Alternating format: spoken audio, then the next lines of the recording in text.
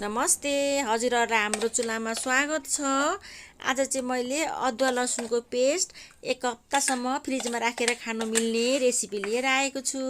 हजुरहरुले सुरुदेखि अन्त्यसम्म हेरेर साथ दिनुहुन्छ भन्ने आशा गर्दछु। अब हामीले मसला बनाउनलाई त अदुवा लसुन नै चाहियो। मैले लसुन 300 ग्राम, अदुवा 300 ग्राम लिएको छु। अब हामीले सुरुमा त केलाउनु पर्छ। लसुनलाई केलाउँछु सुरुमा। यो ठुल्ठुलो लसुन छ, चाइनिज लसुन केलाउनुलाई सजिलो हुन्छ। लोकल लसुन चाहिँ मसिनो हुन्छ, केलाउनुलाई अप्ठ्यारो हुन्छ। यसरी हामीले चक्कुले दुईटा बनाएर चिरेर चाहिँ निकाल्यौं भने सजिलैसँग छोडिन्छ बोक्रा। यो तरिकाले चाहिँ साह्रै सजिलो हुन्छ बोक्रा छोडाउनलाई। ल हेर्नुस् त कस्तो मजाले छोडिन्छ। यति झन्झटै हुँदैन लसुन छोडाउनुलाई। अदुवा त झन् नयाँ अदुवा हो, झन् सजिलो हुन्छ। नयाँ अदुवा छ, निस्केको छ अहिले बजारमा। खुर्किनु पनि सजिलो हुन्छ।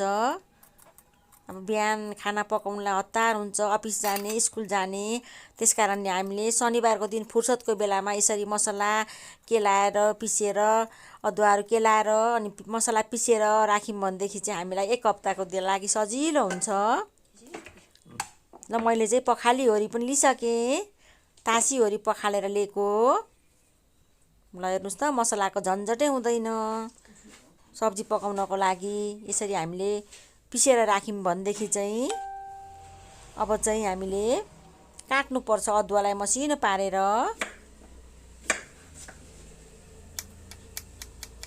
हजुरहरूले धेरै दिनसम्म राख्नुहुन्छ भने चाहिँ पानी नराखी नै पिस्नु होला।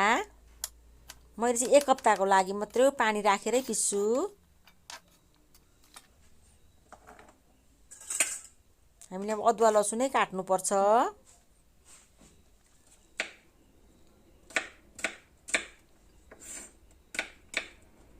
सजिलो छ, यसरी हामीले बनाएर राख्यौं भनेदेखि चाहिँ सजिलो हुन्छ सब्जीहरू पकाउनलाई।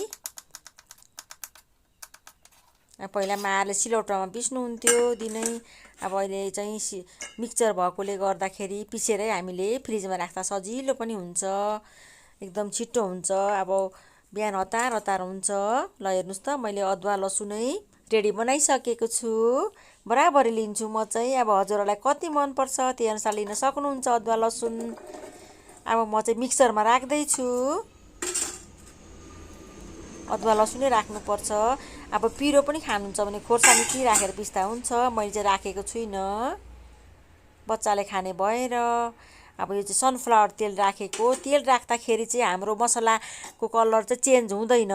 नभएदेखि तेल राखेन भने चाहिँ मसलाको कलर हरियो हरियो जस्तो चेन्ज हुन्छ कलर। त्यसकारणले गर्दा राखेको। अब हामीले चाहिँ पिस्नुपर्छ।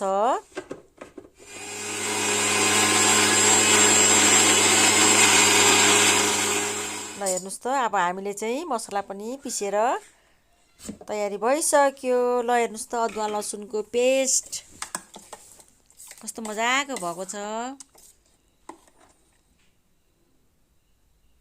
अब हामीले चाहिँ एउटा बट्टामा राख्नुपर्छ, बिर्को लगाएर भरे फ्रिजमा। हामीले चाहिँ यो चाहिँ हामीले सुक्खा बट्टा एउटा लिएर प्लास्टिककै लिँदा पनि हुन्छ। यसरी राखेर स्टोर गरेर हामी राखेपछि चाहिएको बेला निकालेर हामीले सब्जीहरूमा तरकारी जेमा राख्दा हुन्छ। हजुरहरू यसरी बनाउनु होला। हजुरलाई भिडियो कस्तो लाग्यो, मन परेमा लाइक, कमेन्ट, सब्स्क्राइब गरिदिनु होला।